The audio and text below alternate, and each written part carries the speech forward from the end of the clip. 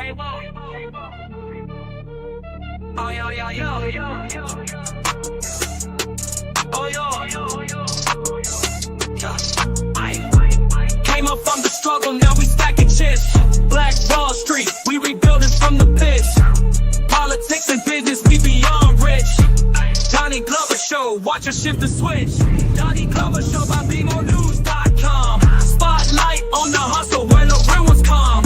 Every episode, dropping knowledge, dropping bombs. Donnie Glover Show by BMOnews.com. Talking black excellence, ain't no exclusivity. History is making, reclaiming our divinity. Break by break, rebuilding our community. Donnie Glover Show, celebrate unity. Donnie Glover Show by BMOnews.com. Spotlight on the hustle where the real ones come. Every episode, dropping knowledge, dropping bombs. Donnie Glover Show by BMOnews.com. From the boardroom to the streets, we making waves. Business minds running, new paths paved. Politicians listen, they know we the brave. Black Wall Street dreams rising from the grave. Donnie Glover Show by BMOnews.com. Spotlight on the hustle where the we have some stars in the building. Donnie Glover Show by BMOnews.com. Oh yo, oh yo, oh yo, yo.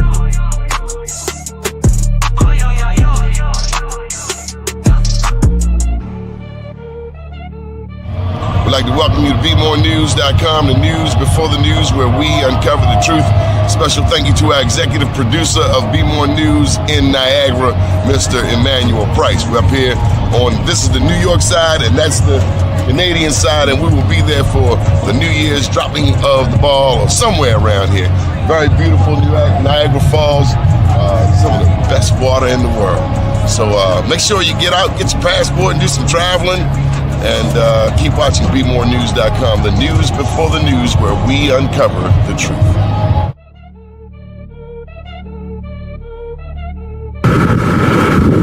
Welcome to BeMoreNews.com, the news before the news, where we uncover the truth. Here on the bank of Mississippi with our very dear friend Corey Mathis. A beautiful town, New Orleans. Keep watching BeMoreNews.com. We're going to give you an update. 10 years since Katrina. The news before the news, where we uncover the truth. Wall Street, we rebuilding from the pits. Politics and business, we beyond rich. First name's Donnie, last name's Glover. In it to win it for the long haul, baby. D. Bell, how are you? I am blessed and highly favored. How are you, my What dear you over friend? there smiling for? Because I'm on this show with you. To God be the glory. Bam! How you like that? Bam! Ooh, okay, congratulations. But Donnie, I could not come on this show, even I'm on here with Dr. Grant, to come on without saying congratulations to you again in terms of being a doctoral candidate. I am so proud of you, so proud of you. I just think it's awesome. To God be the glory, for real, for real. But congratulations. Well, I think you've been to the University of Maryland before. But listen, we have a young lady that you know, and my understanding is that she is the first I should say, Wagwan. You got to unmute yourself there, Dr. G. Is she there? Did it freeze up? Here we go. Hit the microphone at the bottom. There we go. Wagwan. You did not pass that test. Try again. Wagwan. No, Watagwan. Watagwan. Yeah. Well, see, they wasn't talking King's patois where I was at. No. I heard Wagwan. You heard Wagwan. I am doing well. How are you, soon to be Dr. Glover? Right? Soon I heard to you, be. Miss Diane. Yes, ma'am. That's why I hang with D. That's That's awesome. why I hang with D. Bell. Mm-mm. She's been pushing excellence since I've known her. That's what it's about for our community. I absolutely believe that. You see, I'm trying to jump onto her excellence bandwagon. That's why I found her so quickly, Danny. I see. So look, you've been down in Florida, and somehow you make your way to Baltimore. Help me out. I like to say I didn't choose Baltimore, but Baltimore chose me. That's what I like to say. And I'm just so excited to be here. I got scooped up from Florida to come to Baltimore to do some good work. And I jumped right on the bandwagon, jumped right on it because I knew what was awaiting me here. I knew Miss Diane was here waiting for me. So I came on up. I just want to know, did you find the jerk chicken spots? No, I have to do it myself. So you let me know when you're coming and we can make that work. But I have to introduce you to Max. Max, 3603 Rogers Avenue. 3603, because I am searching. I have been searching. Me got you. Listen, a Jamaican is very picky and particular when it comes to other people's jerk chicken. So I put his up against anybody in the world. Max. Okay. I believe you. Now, Mike is at Blue Caribbean. They used to have Royal Maroon on Belvedere, but they're fired. So Mike and his whole family, they are now at Blue Caribbean around the corner from Max. But Max is where I go. And down here on Pennsylvania Avenue, we got Ricky Chin. Okay. And Ricky Chin's, what's they call, Culture at the bottom of Pennsylvania Avenue, right off Franklin Street. So clearly I've been going to the wrong places. I won't call any names. I'm a connoisseur of jerk chicken. Have you been to Jamaica? But of course, I've been to the Orange Hill Blow Shop before. Way up in the mountains, St. Anne, St. Elizabeth. I don't hang with the tourists. Johnny, St. Anne is where I'm from. It's up there with Nani, the Maroon Queen, up in her territory. St. Elizabeth, not far away, right? Got it. Nope, not at all. And then I see the German Jamaicans when I was last there. Mm-hmm. You know, today is election day in Jamaica. Today? It is. Yes, so we're about to have we don't know yet, but we're waiting to see the results. You talk about the German Jamaicans. Look straight Jamaican, but they German. Will blow your mind. Facial features to the bone. That's so, true. D-Bell, who is this lady and why did you bring her home? I mean, you don't just bring any old body home. I mean, that's absolutely true. Must be special. It's absolutely true. I don't just bring anybody home. And I definitely don't just bring anybody to you. I actually, this funny, long, but short story, I will tell Dr. G in terms of, as you know, that I, as a consultant now, actually am a coach for a number of Black-led nonprofits here in Baltimore. It's absolutely my passion. I love them, their commitment to everything, to excellence. And one of the young men, in terms of, was introduced me to Dr. G and sent me an email, told me actually, he really wanted me to meet her. She was consulting and helping him around, I think it was board development, in terms of, which is critical for solid growth for a nonprofit to do great work. And then she responded in the email and I said, I'll get back to you and get some dates. This was probably like 2 months ago. And, life goes on and I be lifing and carrying too much probably on my plate. And I let it slip and did not get back to Dr. G. Dr. G was in meeting. She's a phenomenal networker. So you obviously know how much I appreciate that in terms of my own belief in that. What that provides for you, networking, is actually assets. But she was networking. She was with another young lady that you and I both know, Miss Tanya Terrell. And so Tanya texted me while they were together and said, "Hey, you haven't responded back to Dr. G." And I said, "Who's that?" And so I went back to my emails knowing Tanya don't tell no tales. And it meant that I had dropped the ball. And I had. And so I immediately reached out to her. I think I texted you while you were still, called you while you were still at breakfast. I was still there. My apologies, because I absolutely believe passionately in supporting Black people and supporting Black women and moving that agenda forward. And Tanya had already texted me, I don't know if Dr. G knew this, to tell me how phenomenal Dr. G was and that she had done great connecting. And so I did some of my own homework and I went back to Mayo, who was a young man I'm working with and she's working with as well. And I did my own homework in terms of who she is. And then I had an opportunity to meet her face to face. And what she is offering and what her skill set she brings to Baltimore brings to the table are very much in alignment with what I believe is necessary for our community. Not just leadership and leadership training, and lots of people talk about that. I think she describes in her book as unorthodox in terms of leadership. And so it is that in terms of her moving forward and actually stepping out there and having a conference October the 1st. But I want to say, because I want to, obviously, Doni asked Dr. G, but this is what's important to me about Dr. G's work. We often talk about, and lots of folks do workshops on leadership. But for me, the thing that was uniquely about this is understanding that leadership is directly tied to your relationship to the people that you are serving as a leader. And that if you don't pay attention to that everything else you can say and do, everything falls apart. And obviously, I've had lots of career in the nonprofit sector in government, and her leadership work and coaching is not just nonprofit, it's for business, small business, as well as corporate, as well as nonprofit. But I've had some times where I failed as a leader, and I own that.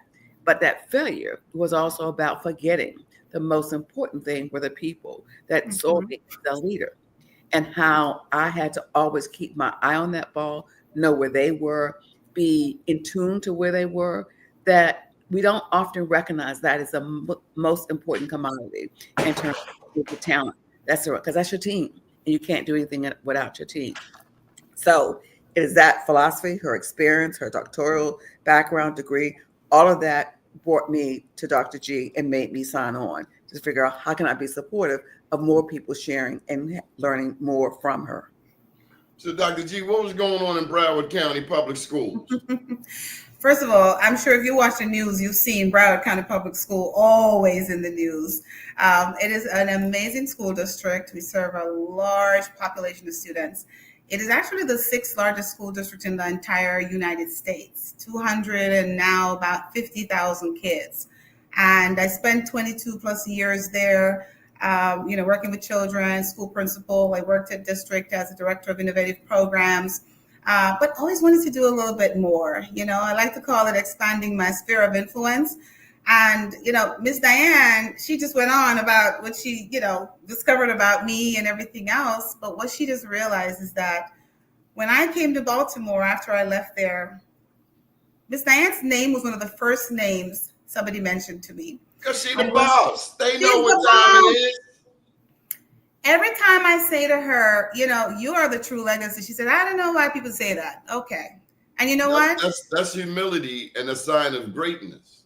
That's what it is. You don't even know what you do, but you just do it, right? She knows what she does, but she knows who she is. When you know whose you are, then you got to give the glory to where it's due. All that we have, all that we get to do is because of the source, whatever you want to call them. My arms are too short. I've learned my arms are too short to box with God. Okay. So take me back. What's going on there in Florida that is relevant to here in Baltimore? Majority Black school jurisdiction, along with Prince George's County, where D. Bell is from. Black governor. These two school jurisdictions, long before him, have been in a race for the bottom. And as a person who helps gubernatorial candidates win, as a person who is aware of the 1973 Maryland State Lottery onboarding, that's my new word, I'm hanging around you nonprofit, and the 15, 16, 17 billion dollars that has come through the Maryland State Lottery promised for education, yet we have a new football stadium, a new baseball stadium. The football stadium was even renovated, but we have schools in Baltimore City with no air and no heat. Make it make sense. Well, unfortunately, that is not just in Baltimore City. And where I come from in Florida, unfortunately or fortunately, depending on how you look at it, I lived in the Fort Lauderdale area. Broward County Public Schools sits right in the middle of the blue zone, right? So can you imagine what happens as the rest of Florida is doing what it does? Broward is sitting in the blue zone. Over the years, we've had lots of... Blue zone is the hottest. Over the years, we've had lots of opposition, takeovers, governor appointments to the board, because clearly we're not allowed to think on our own, right? So where I come from in Broward, I'm used to fighting for children. I'm used to fighting against the diminished resources. The school that I was principal of for almost 8 years, we were 99% free and reduced lunch kids. I often tell people here that if you Google the zip code where I was principal, it'll probably come up with a lot of different demographics like Baltimore City. And that was still my most valuable, most important work that I've ever done in my career. Because when you watch children change and a whole school campus and a community change in response to that, a school that had all of the negative reputations and had to deal with all of the outside influences, and you were able to go in and work with community, work with your staff, just to get it done. Like Ms. Diane said, it's at the heart of the people. You got to get into community when you're working in those environments.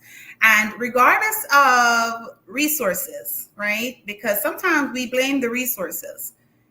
A leader with all the right skill sets can take even the smallest amount of resources, and I'm not advocating for less, and do something special with it. So we have to kind of work to balance that. And Florida's no different from Baltimore. When I came here last year, first of all, Mr. Glover, Dr. Glover, because I'm going to say it right now. I'm going to start saying it so we can all get used to it. Dr. Glover, when I tell you, I fell in love with the city because I see the potential. I see, the similarities in the environment where I was principal, where I grew up. And what news channel were you watching? Because Fox doesn't paint that picture of Baltimore. I will tell you this. Let me tell you something. When I was coming here, if I went back to all of the messages and the conversations I had, it was exactly what you're saying right now. People said, Baltimore, what? We know different. Yeah. That's why we do. Absolutely. That's what I got. That's what I got when I was coming here. People thought I was crazy. And folks who had even lived here back when, which you know what reminds me of, sometimes when you're trying to fight reputation, the city is making progress, things are happening. Same thing with, like the environments I came from. You're making progress, but people don't know about it.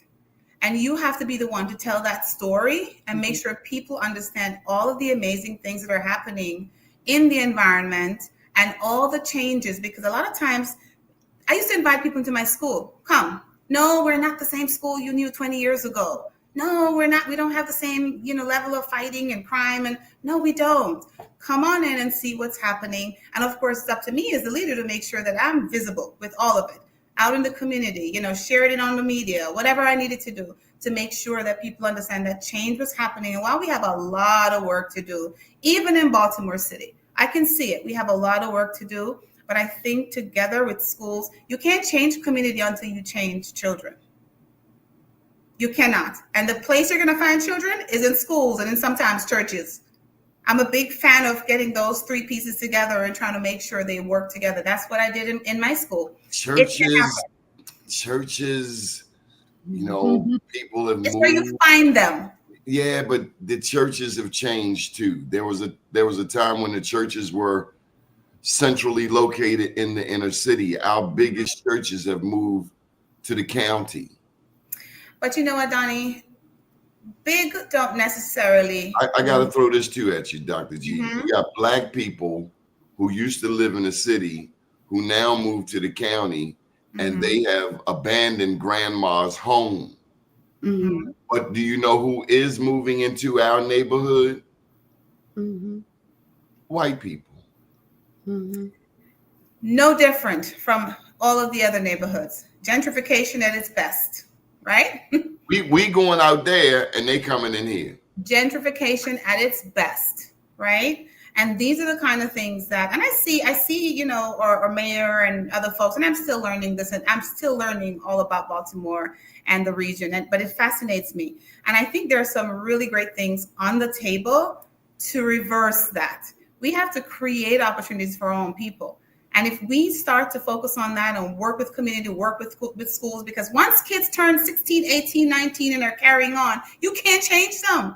You can, it's almost impossible to go back and turn back the hands of time. So, But I want to add, though, Donna, to your point, and a little bit to yours, Dr. G, but I want to make sure that we add for me, another side of the story, even for Baltimore, in terms of for Baltimore, and because I'm passionate about community in terms of Baltimore and our community.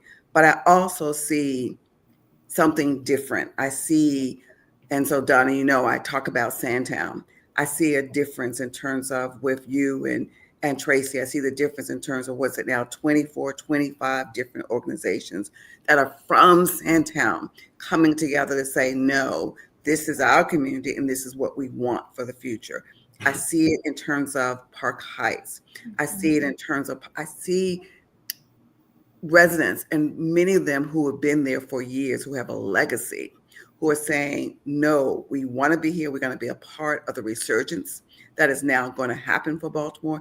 And we're not giving up on our communities. Yes, many people moved out of the city. The data is very clear about that.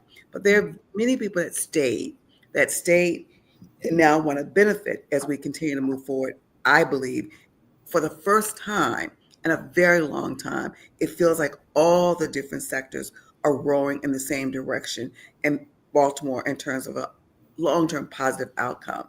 And so I just want to give my hat off to those residents that stayed in these communities, including you, Doni, in terms of said, no, I'm not leaving and I'm going to fight for this community. And Ms. Diane, this is exactly one of the reasons why this summit is happening on October 1st. You mentioned, and thank you for, you know, all of your kind words. I have been really getting involved in the Baltimore community, you know, networking with a purpose, because I have fallen in love. And when you fall in love, you try to stay. So when you try to stay, you try to figure out where you can be of impact, where you can help.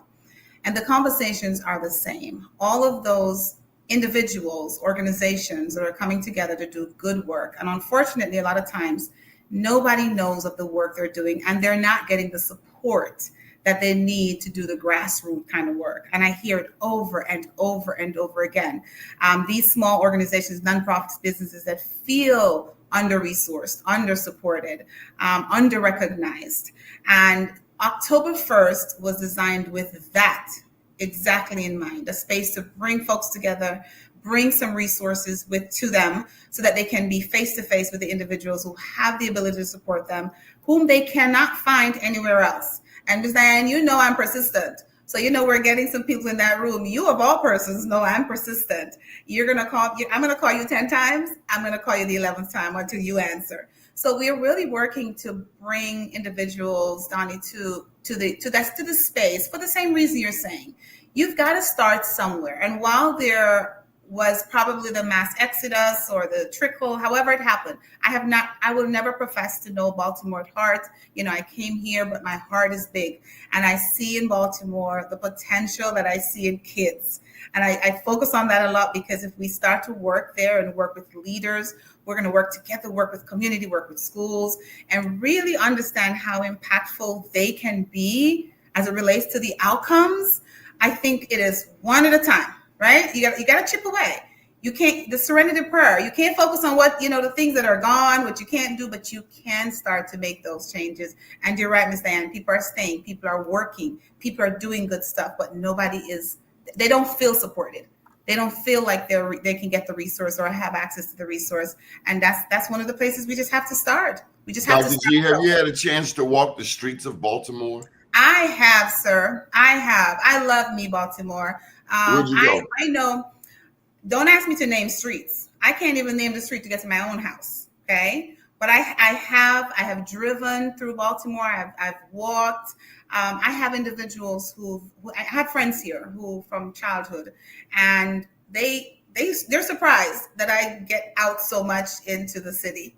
You know, Do you understand the trauma Yes. that many of these young people face, including sexual trauma. I Do will you not understand? begin. Let me throw this in. Do you understand that now I live in Sandtown? This is 21217, West Baltimore. This zip code has more people returning from the penal institutions across the state than any other zip code in the state. We do not have a recreation center at present. All of these very smart people did not find a way to present a recreation center in a neighborhood where schools are being taken away, recreation opportunities are being taken away, and these young people are glad for anything that comes along with their name on it. But we've ultimately failed these young people. So they're dealing with trauma inside the house, whether the mom or dad is an addict or adjudicated. We're dealing with poverty. We're dealing with a food desert. And God forbid how other pieces of trauma fall into their lives. Trauma. Your thoughts? Well, I'm going to jump in here, Doni, because I want Dr. G to respond to that in terms of that's real, absolutely real. And that reality stays in place even as we continue to get new investments into these communities. But, I would be very remiss if I let you make that statement without also saying about you, Tracy, and so many others I can't name in terms of leadership, that now that a recreation and parks will be in that community. And so I just want to give shout out to what you did, which so many of leaders who's in Sandtown. Well, you are part of that team. We moved as a family. We worked together. But imagine if we didn't. Absolutely. Imagine if we didn't. And for me, it's like anything that I can give to that community and to leaders like Tracy, relationships, connections, information, I'm going to give, because that for me is where the power lies. And I think you always have. So, yeah. Dr. G, this lady keeps trying to pass the ball. Let me tell you who this one is. In the middle of Christmas, I called on this lady to help me with a family, a young family with kids. I've called her to come down to have prayer on the corner of Curry and Lawrence, straight in the heart of Sandtown. That's who this person is. And that's what a lot of people who call themselves leaders do not do. And I do mean come to the community. You ain't got to live here. So Doni, Dr. Glover, let me correct myself. To your point, I would not begin to even say I know exactly what folks go through, right? When you have not walked in their shoes, when you have not lived right through their own trauma, their traumas. But what I can do is understand where that is all coming from and help to work with it, right? To your point about the community and how do you get there? A few weeks ago, literally probably a month ago, and do not ask me the street. I can Google it and I can tell you where it is if you ask me, because I wouldn't be able to tell you specifically the street number. But are you familiar with Dr. Layla Campbell's work, A Step Forward? She's right around the corner.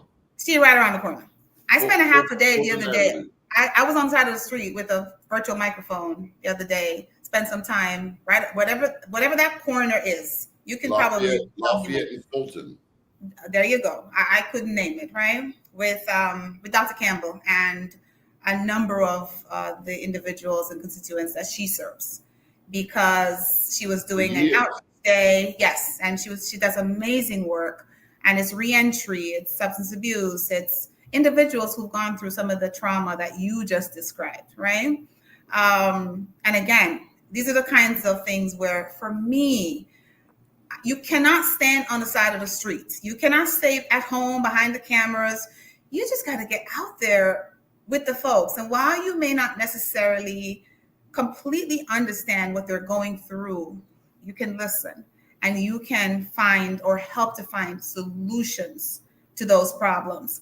When I wanted to change schools, or even since I came to Baltimore, before my 4th month in Baltimore, I had met 5 of the 6 superintendents in the 6 territories that we served when I came here in the organization I was with. 5 of the 6. I had done community conversations, and I say conversations because we like to use the word listening tours. When you listen, you know what happens? Somebody takes notes. They come back, they have a pile or whatever. You know, it's a one-way kind of a dialogue. Conversations are intended to hear, listen, exchange ideas, share. Sometimes people are unaware even of the resources that are available to them. And when you go out there, you have to be out there. You have to make sure that you can actually connect with folks in the community who are, at the end of the day, going to be the ones you serve. Those are the people you're serving. You can't serve them behind brick walls. And you cannot, help kids if you don't get involved with the community, help, kids if you don't get involved with schools. You have to get outside of the walls, the nice, safe walls, and really get in there. So yes, you are right. I cannot truly say, I will never say to somebody, if I've never experienced it, I completely understand what you're going through. That would be a lie. But what I can do. I say it because it's more prevalent than we realize. Oh, I'm sure. I have no doubt. The thing that breaks my heart the most, I watch the news, I'm obsessed, with the news here. And first of all, I know some of it is kind of inflated, in my opinion, and maybe it's because I haven't had the experience. I don't know. I'm yet to, figure that out. But it breaks my heart to see some of the issues that are happening. And we have a lot of work to do. Anybody who thinks it's not a lot of work, they're mistaken. It's a lot of work to do. And it's going to take somebody who's truly committed to this community, who has really found, the passion to really do the work that it's going to take. And by the way, not be afraid to do it, right? Be bold. That's what Unorthodox Leadership is about, Dr. Ms. Diane, is just, you have to step into some foolishness. You really have to step into some stuff to get some things done and not be afraid to really do that. And that's always been my heart. That's always been my way. And I came to Baltimore. Like I said, Baltimore picked me. I got scooped up, by a recruiter and came here. But I fell in love. I fell in love with the city. I fell in love with the heart of the city. People have just been so amazing. I meet people like Miss Diane, who's just such a legacy. Every time I meet somebody, they mention Miss Diane. I'm like, I got to meet this woman. I have to meet this woman. Let's get down to the real Baltimore questions.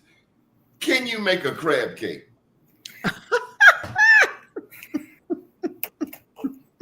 You done talked all of this smack now. Can you make a crab cake?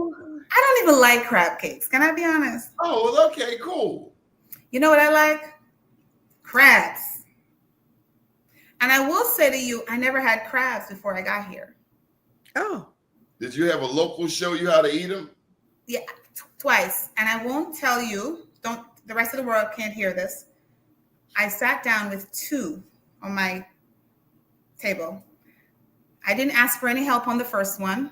And on the second one, I said to somebody, am I doing this right? And when she explained to me what I should have eaten and should not it is not mustard. Let me tell you, it's not mustard. Don't let no Negro, I don't care who it is, tell you it's some damn mustard. It ain't mustard. Let's just say, and I'll leave it at that. When she explained to me what I should have eaten and should have, I'm Jamaican. We eat goat, we eat pigs, we eat all the stuff. So they made me eat the red snapper eyeball. All of that. It's not going to make me eat no doo-doo. But still, our stomach is strong. So I think I survived that. So I like the raw. I like crabs. Because and you spit the shells out, by the way. I had a roommate. I ain't going to say his name. That would be, he eats the shells. Oh, my God. Who eats the shells, D-Bell? I'm like, dude, I got a big pile of shells. Where your shells are shells? You're like, we eat that. I don't know. Every time I sit down, somebody beside me teaches me something new. That's all I know. But if you got a man that eat crabs with a knife, get away from him. Get away from him. No. He ain't really from Baltimore. No, Oh. If you no, pull out no. a knife while eating the crabs, I want you to step away from him. Botany boy. That's what No. they call him now. You know. You cannot say that. I'm sorry. Well, don't. Yeah. All right. I don't know what that means. Good. He's Pull so out a knife. unruly, Miss Like this. Diane. It's a poo butt. Oh, okay. Not like the freedom fighters. Nani the Maroon Queen would shoot him. You know My the lips, D-Bell. Do you know the Miss Diane, legend my of lips Nani are the Maroon? sealed. Miss Diane, my lips are sealed. Okay. Do you know the legend of Nani the Maroon Queen, D-Bell? I do not. Nani was you in Jamaica. Freedom fighters. The British soldiers came at her. They shoot the bullets at her. She flip her backside around on them. The bullets ricochet back and knock them down. Oh, she had that kind of backside. Yeah. Lots of legacy. Hard backside, right? Hard One that can backside. take all of the punches. But guess what? It was for a cause. All for a cause. All for a cause. We need a freedom fighter in education in Baltimore because I believe if this were a majority white school system, the parents would be off the hook. Now we want to do this thing. We want to, boots on the ground to the damn PTA meeting. But Doni, let me ask you a question, right? Because this is always my pet peeve when it comes, especially schools, parents, and or underrepresented minority or Black communities, right?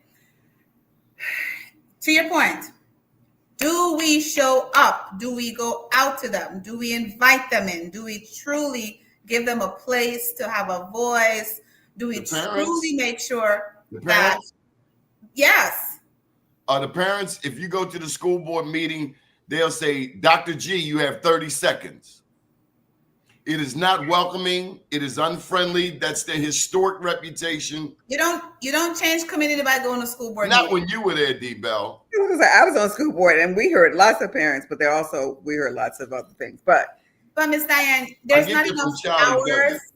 There's not enough hours in the school board meeting to change community, to change parents. So I had a conversation recently with a local advocate in Baltimore, and I'm really excited about the investment we're making in the city now in youth with the Baltimore City Youth Fund as well as Baltimore's Promise. I'm very excited. I think that is really many ways other investments in terms of Brandon's credit about the investment that was not been made, and we can count the number. And I think I would love to see the data in terms of percentage difference, but along with that, I had the conversation with the young man about what are we doing to also support parents?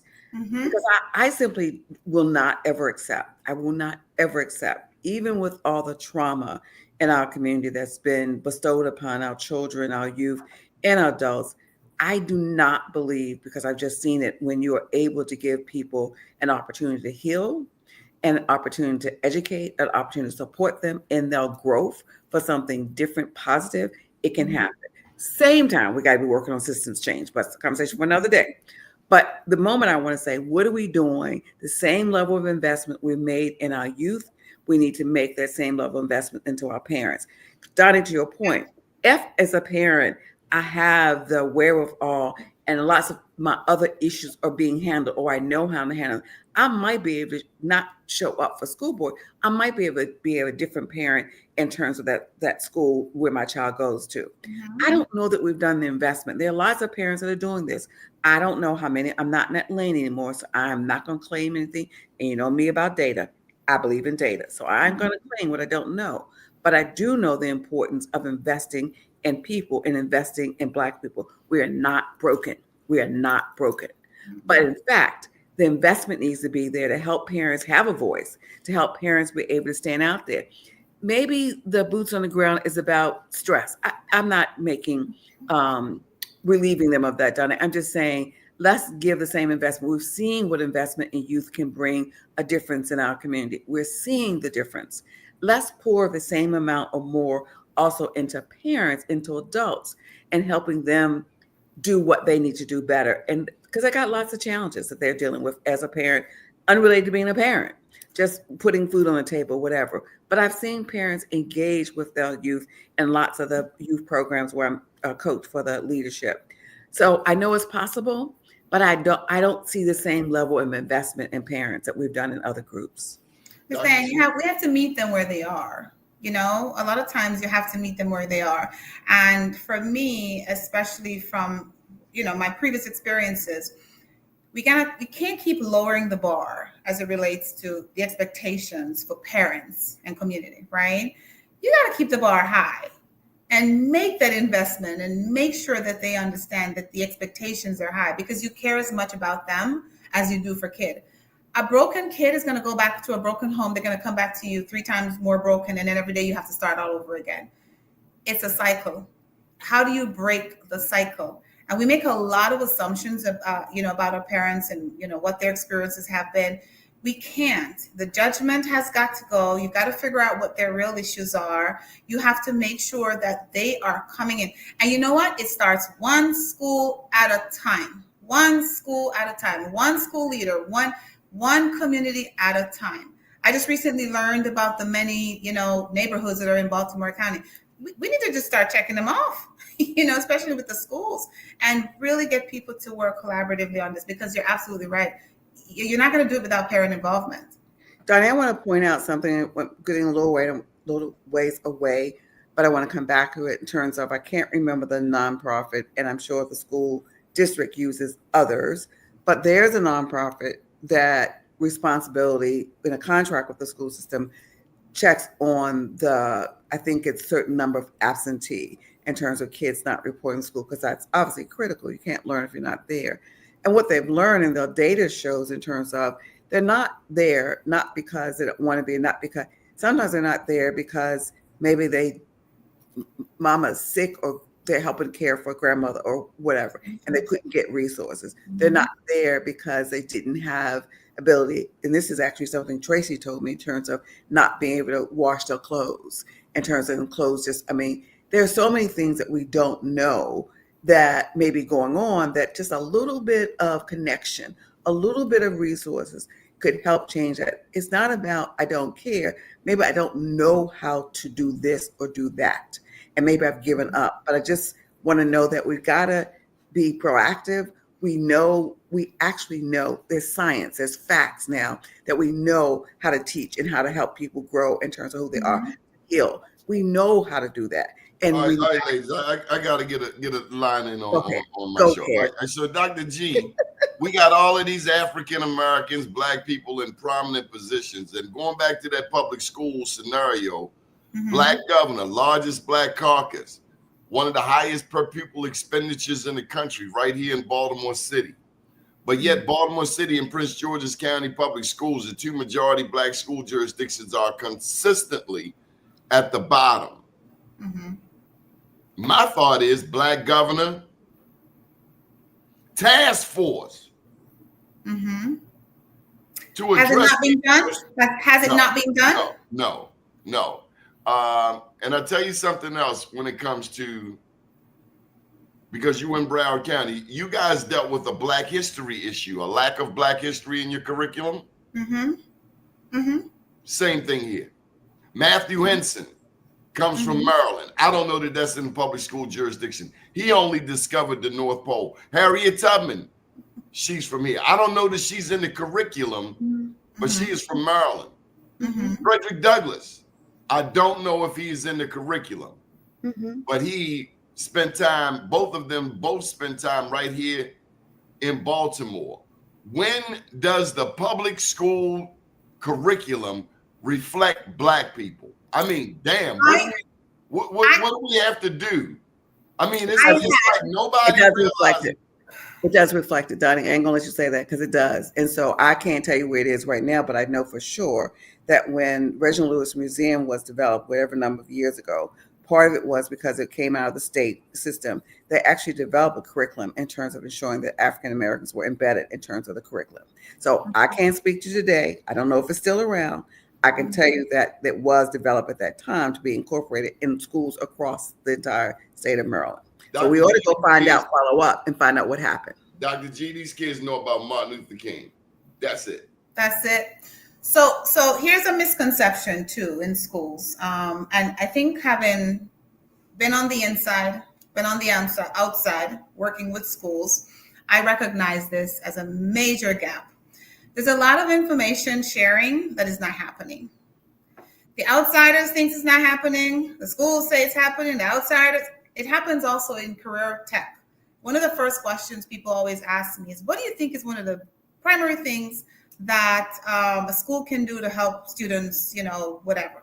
And they're looking for the answer. Teach them more trades, teach them more, skills and all of these things, right? And I have my own philosophy on some of those things, but most schools do, right? Your Maryland Blueprint is all about that. Most school districts have those programs, but there is no collaboration, communication. People are not coming to the table as community, nonprofits, business, public-private partnerships. They're not coming to the table to the point where they're sharing enough, where everybody knows what's going on. I would not be able to tell you if Ms. Diane says it is in the curriculum, and if it's a little bit watered down, then that could be something that needs to be revisited. And it's interesting we're having this conversation because just last Wednesday, I had lunch with somebody I met, just meeting people. And that's when I can do this because I'm new, so you will forgive me. I learned how many neighborhoods are in Baltimore. And she started telling me a little bit of the history of each of the neighborhoods. And my first question to her was, does this get taught in school? I literally asked her that question last week because I asked her if they teach it as part of the history curriculum in school. And she said she didn't. If they taught you anything about community, they should teach you that Baltimore is the home of segregation, where they came up with a law in 1910 that blacks couldn't move into white neighborhoods and whites couldn't move into black neighborhoods. And because we've never addressed that issue of segregation and apartheid, we've never healed it. And we're still working through that, aren't we? But here's the caveat that I want you to catch. Now we have black people in position. Mm-hmm. See, up until, now we're in position. But I also see... Dr. G, you're going to run into black gatekeepers. Then what are you going to do? You're going to find out that the one holding up progress looks like you. Tell me I'm wrong, D-Bell. It's not just black people though. It's not just black people. Gatekeepers. They pledged with us. They were online with us. They swore. Oh, HBCU. And it happens. Woo. It happens everywhere. It happens everywhere. They're normal. It's unacceptable. It's unacceptable. I don't disagree with you. There are Jamaican gatekeepers. We need revolutionaries. We need the 90s spirit in you to let these bumbler clots know that they have been failing our children, and we don't like it. Done deal. Go home. We got a school superintendent make $350,000. There's got to be some good work that she has done over the past. Again, I'm new here. 10 years of work. The man who brought her here got rid of 75% of the principals, the big mamas who educated us. No. Donnie, I'm gonna push back on you, and I'm gonna offer you that you ought to have a show, and you ought to bring some folks on, maybe from school board members, because I went to your good friend in terms of your tool that you told me to start using. The data as it relates to Baltimore City Public Schools is still performing, but it has seen year-over-year improvement, and it actually shows the least number of poor performing schools than ever before. It is not perfect.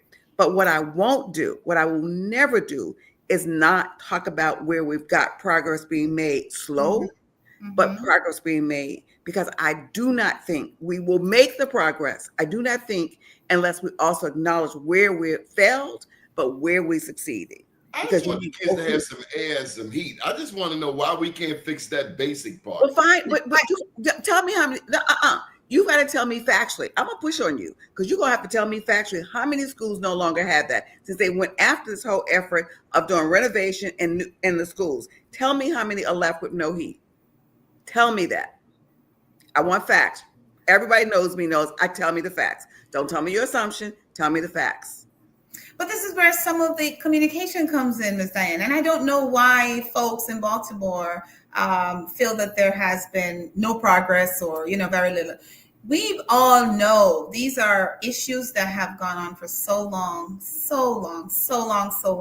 And we should be taking larger steps towards making schools more equitable. You know, like you said, the white schools looking like the black schools, the county schools looking like the city schools.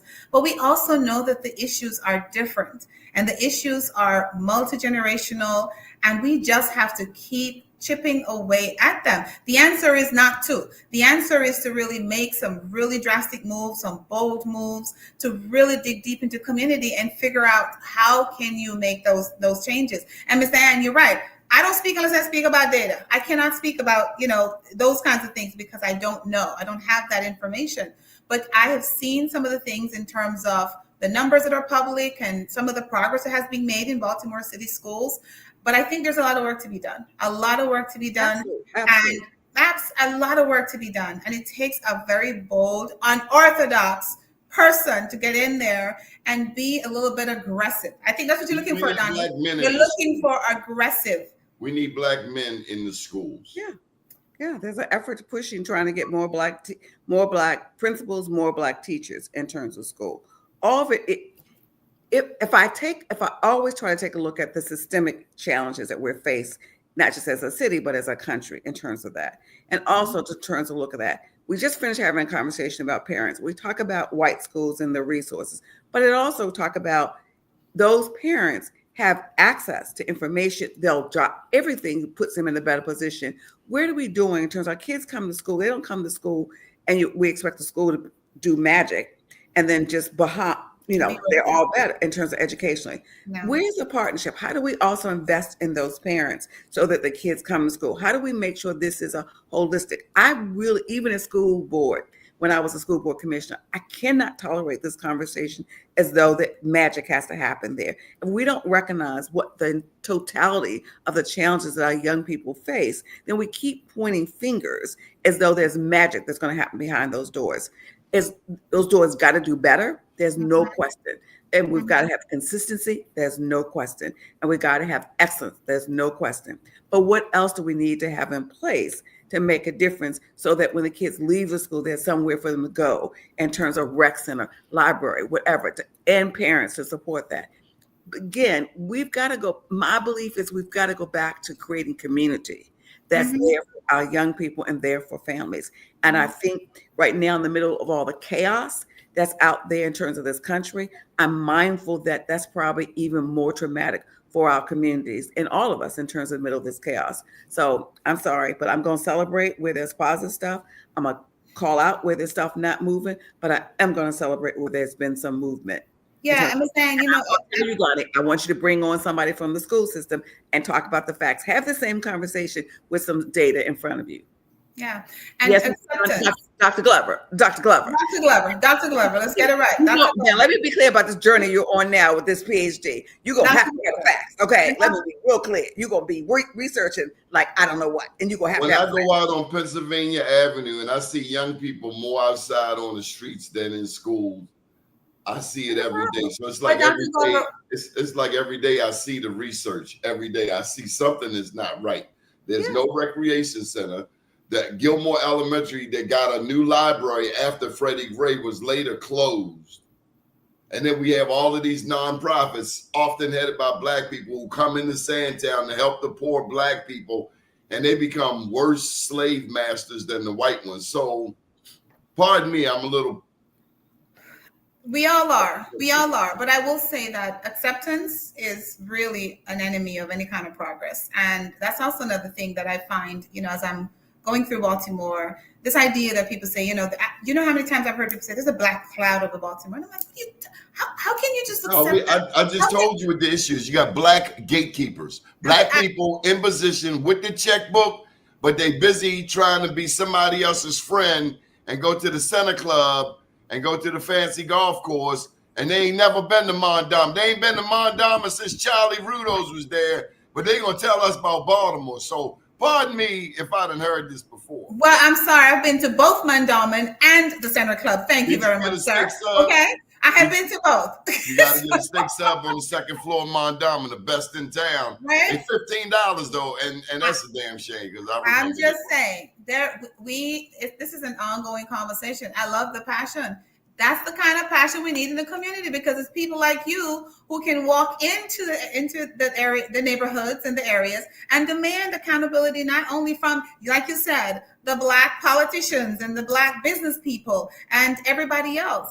We are the ones who can do that. And Dr. G, I'm taking over Donnie's show. As we're about to close out in another 5 minutes, I'm mindful of, why don't you tell us more about October 1st in terms of leadership? Because I do believe that all of the pieces that can add to any kind of positive outcome, including knowledge in our community, adds to our outcome in terms of positive way to address all those issues that Donnie just talked about. Did he go off? Where did he go? He's know. tired of us. He got tired of us. No. I think we're still on. You said you got this. Oh, you're so smart. Go ahead, Dr. G. I do have this. Listen. You have this. Well, listen, Doni, and all of the viewers who I know are so passionate about all of the issues that we're talking about right now. I don't think any of us have the single answer to any of the problems that Baltimore City or any of the surrounding areas face. What I do know is that community has the opportunity, the ability to make a difference. And when I say community, I'm talking about the business community, the nonprofit community, the schools. People have the ability to make a difference. And you can only keep doing what you do. You can only keep focusing on that North Star to remove this perception of this black cloud over Baltimore. And October 1st is a place where people can come together. One, learn how to be successful in their own endeavors, because when you're successful, hopefully you go back and you pay forward and your community benefits from it. It is primarily focused on our minority, small business communities, because they're the ones who sometimes don't have the resources. We talked about parents earlier who you don't find a way to meet them where they are, to provide the support and what they need to make this happen. October 1st is that for our nonprofits who are struggling, the small businesses who are just trying to find a way. They might not be able to access, consulting or coaching or training, development on their own because they just don't have the resources. And this is an opportunity for us to pour into them and hopefully pour into the community. And the beauty of it is we have a number of sponsors too, as you know, Ms. Bell, who is they're sponsoring, registrations for those that are in need. So when they go to Eventbrite, we're going to drop the information here. It's on all of our social media. It's on yours. It's on mine, Facebook, LinkedIn. You can find it. And there is an opportunity for you to request a reimbursable scholarship for attendance if you are someone or an organization that's in need. Talk about meeting people where they are. We've got to go to them and make sure that they get the resources. Got a couple of minutes if you can talk about the speakers, not me. If you can talk about the speakers you've got, tell me, don't do me. Of course you. No. So some of the speakers we have on that day, we have Robert Matthews, who is a VP at Exelon. We have a young lady, her name is Latoya Wilson, and she's coming in from Connecticut as part of the Morgan Stanley Group. And basically, they talk about, she handles their venture capital in terms of how you can get funding from Morgan Stanley, how you can access their resources through grants as a nonprofit and also as a small business. And we also have Bob Wallace, who is, again, an entrepreneur, actually ran for mayor a couple of years ago in the Baltimore region, who's going to be talking about the importance of, building your network. We were just talking about it. You got to come together as a community. How do you reach out for and get the resources? And of course, Scott Routledge is coming and talk about finances. How do you make sure that you can maintain your financial backbone as an organization? Because without the money, we all know it doesn't happen. You have to work twice as hard. And it's important not only just to have the money, but to be accountable, right, as it relates to the money, and think forward planning. A lot of organizations right now are losing funding, with what's going on with some of the federal. So much is happening, especially nonprofits are losing so much funding.